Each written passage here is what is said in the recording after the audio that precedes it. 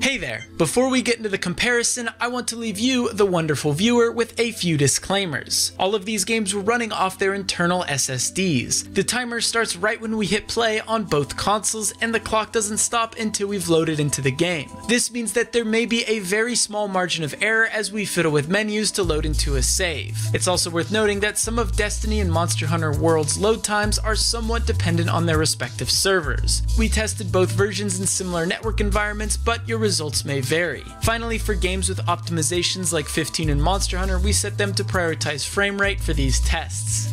Also, keep in mind these games are running off their most up-to-date versions and have not received next-gen updates at the time of this recording. As of now, Destiny 2 is the only game in this list scheduled to get a next-gen update. Things could change in the coming months, weeks, or years. Anyway, let's get to it.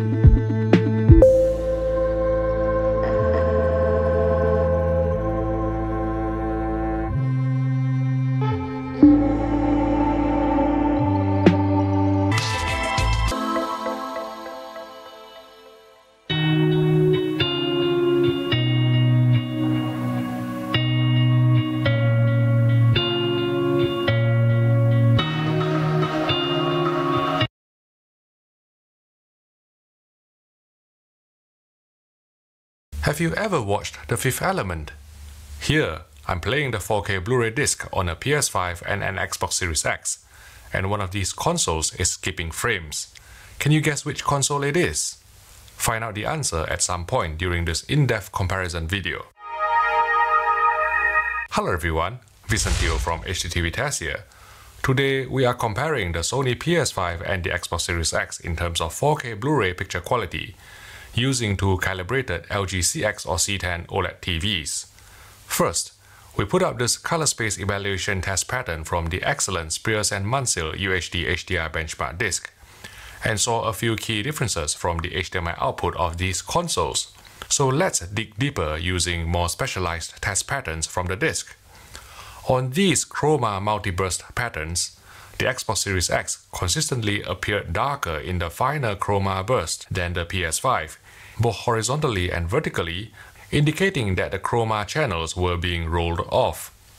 A similar trend can be seen as we cycle through the chroma zone plate patterns from the Spears & Munsell UHD HDR benchmark disc, with the outer regions, which are of higher frequencies, looking dimmer on the Xbox Series X, again suggesting more severe roll-off of the chroma channels. Next, we put up some color ramp patterns on both the Sony PS5 and the Xbox Series X, and the PS5 rendered the gradations in a smoother manner compared with the Xbox Series X, which exhibited visible bands including the occasional brighter streaks. Using the secret freezing information bar on the LG CX, we found out that the PS5 was outputting 12-bit YCBCR 444 during playback of UHD resolution at 23.976 frames per second, whereas the Xbox Series X was outputting 10-bit RGB, which may account for the difference in color gradation. We tried various methods on the Xbox Series X to try and force 12-bit output when playing 24Hz 4K Blu-rays, including checking YCC422 in the video modes menu, as well as selecting 12-bit under the video fidelity and overscan section. But on our Xbox Series X review unit with the latest system update installed at the time we filmed this video in February 2021, The HDMI output for 24Hz 4K Blu-rays always topped out at 10-bit RGB, revealing the console's PC-centric design. Now, there's always the small possibility that the difference in chroma bandwidth and color ramp smoothness we observed on screen was actually introduced by how the LG CX or C10 OLED handles YCbCr versus RGB. So to rule out that possibility, we hooked up the PS5 and the Xbox Series X to as many televisions as we could get our hands on. We will show you the results after a quick message from our sponsor. This video is sponsored by Surfshark VPN. Surfshark allows you to stream content from another country without needing you to be physically there, so you can watch Netflix in higher bit rates and better picture quality.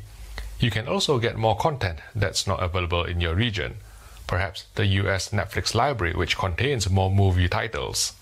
For less than the price of a Big Mac per month, you can use Surfshark on as many devices as you want in your household, all at the same time.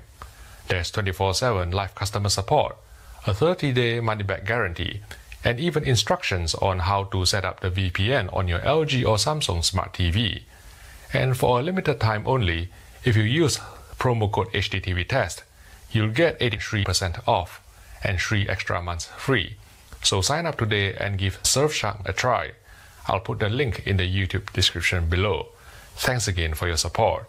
Okay, here are the results for the Samsung Q80T QLED TV.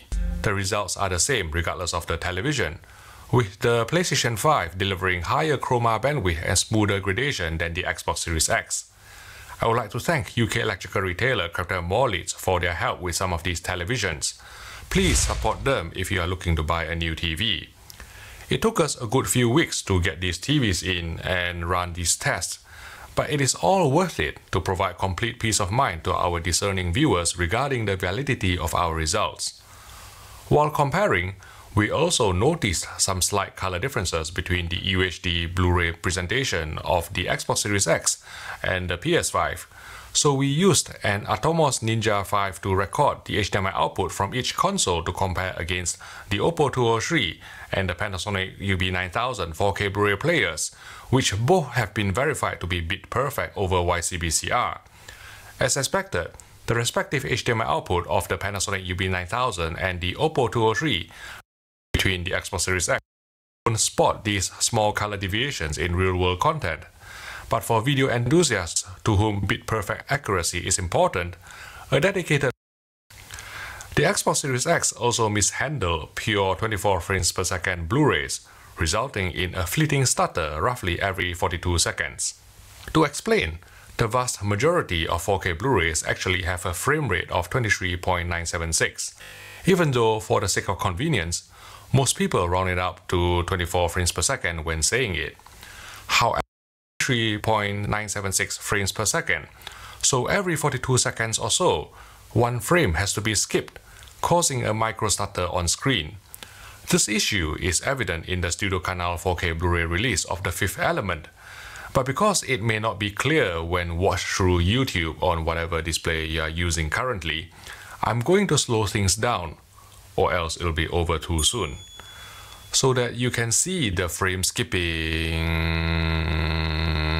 here. You can see from the FreeSync information bar I've pulled up on the LG CX, the Sony PS5 correctly output 24 frames per second as 24 frames per second, and so presented the movie smoothly without any micro stutter.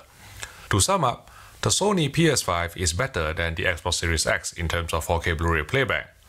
While casual viewers will still be satisfied with the 4K HDR presentation from the Xbox Series X when watching Ultra HD Blu-rays, the Sony PlayStation 5 simply delivered superior color gradation with less posterization, higher chroma bandwidth with less roll-off, as well as glitch-free 24 frames per second output. If you would like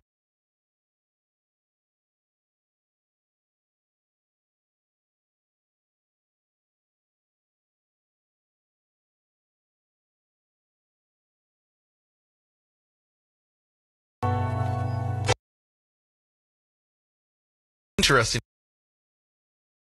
rates, red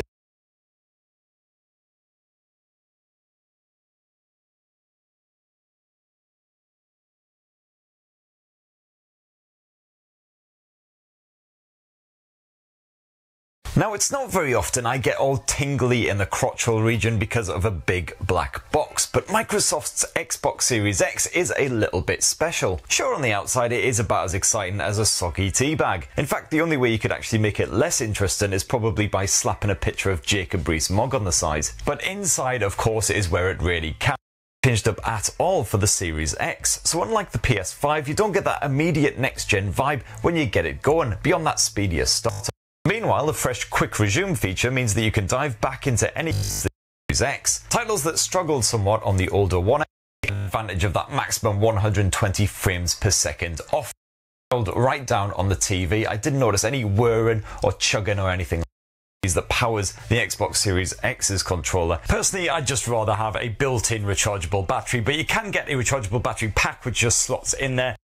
Game Pass library, or replaying those last-gen classics with the improved performance and loading times for a wee while longer. You'll find some decent cross-gen and cross-platform Xbox Series X's entertainment menu, including Disney+, Netflix, Prime Video, Now TV, yada yada, as well as music streamers like Spotify and Deezer. And you can also rent or buy a respectable selection of new flicks as well. And speaking of which, did you know that they just made another Tremors movie? And yes, of course, Michael Gross is back for yet another big helping. 2020, you crazy bastard. Just when I thought you had no more surprises in store. Yeah.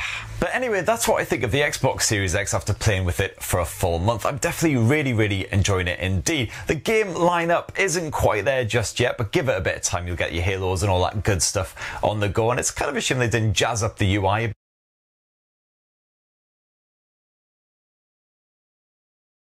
Hello there, I hope you're having a great day, and in this video I'm going to be comparing the technical specifications for the end, because I'm going to be having a more in-depth look at this, because it does have implications for the system.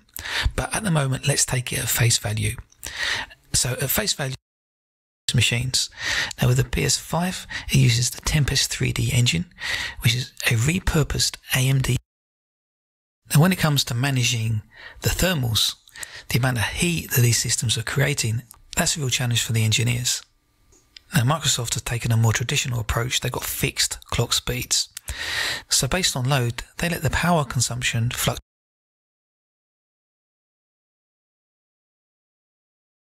Matt, Back for Blood, aka Left 4 Dead 3. It's 3? Is it 3? Yeah, it's not 3, is it? But if it was Left 4 Dead, it would be Left 4 Dead 3. In all but name, right? Yes. It's the same developers. It's Total Right. In terms of like differences between the two, there isn't a lot, but I would say that the top end isn't that visually impressive, to be honest. But it's not one of those games where you really stop to to do this, basically. Yeah, I was going to say a lot of the sort of visually impressive stuff is all the zombies on screen, isn't it? It's all the everything moving around. See it flickering in the background. Same with the PS4 as well. Yeah, you obviously don't get that on the mid-gen consoles. With the lighting a little bit more, aren't you, at that point? But yeah, I think that's the thing. It's not kind of more details there, but you know, in the other shot, 60 FPS. I mean, from a gameplay point of view, that's what you want. Now, 7 times. Actually, I did them 9 times because I took a capture, and when I got around to editing, I was like, well, I kind of cut it a bit too short for the edit, so I had to go back and replay it. So I've played the first 3 maps 9 times now. The med kit on the wall, so it moves everything around. So if you've not played